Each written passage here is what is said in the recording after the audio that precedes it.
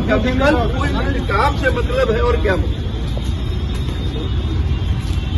नीति जान रहे हैं ना आपका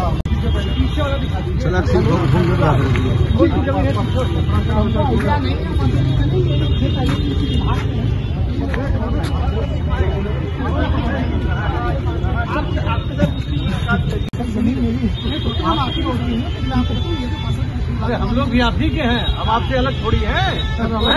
तो समझ नहीं जाते कि हमारी समस्या समझ नहीं। आज जो आपके हमारा भाई ये प्रमुख जगह है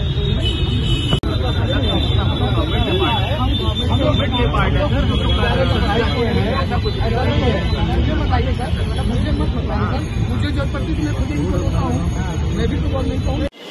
जी आज विद्युत केंद्र का बनने का कुछ यहाँ पे आया था, क्या मामला है पूरा?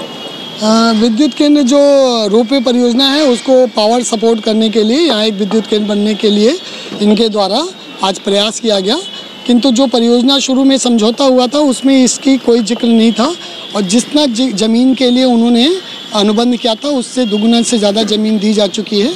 दूसरी बात यह है कि भारत का जो है महात्मा गांधी काशी विद्यापीठ का ललित कला विभाग यहाँ संचालित होता है और जहाँ ये विद्युत उपकेंद्र बनाना चाहते हैं वहाँ स्कल्पचर विधा के बच्चे अपनी प्रैक्टिस करते हैं और यहाँ बच्चों का लगातार आवागमन होता रहता है। ऐसे में इस परिसर में किसी विद्युत परियोजना की अनुमति नहीं दी जा सकती है।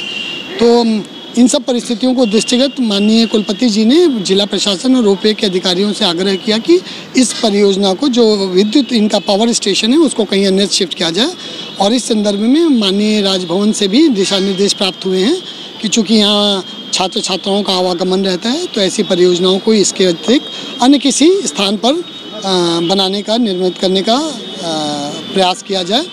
और हम लोग के लिखित आग्रह और प्रतिरोध के बाद भी आज अचानक वो जो इनके कर्मचारी हैं वहाँ आए और इन्होंने कार्य चुनने का प्रारंभ करने का प्रयास किया, किंतु हम लोगों ने अपनी बातों से और पेपर के आधार पर जो इनके अधिकारी हैं उनको अवगत कराया और इनके पास कोई अथॉरिटी लेटर नहीं था कि यहाँ पर इस ज़मीन पर इस परियोजना का विद्युत परियोजना का कार्य शुरू किया जाए। मांगने पर उन्होंने कहा कि हमारे पास ऐसा निर्देश है, किसका निर्देश है ऐसा भी उन्होंने नहीं बताया।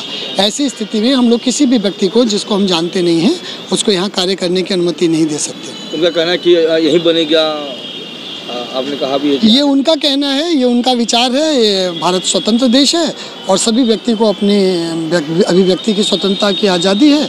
अब उनको ये मालूम नहीं है कि इस तरह से बात करना अविधिक है, अनैतिक है।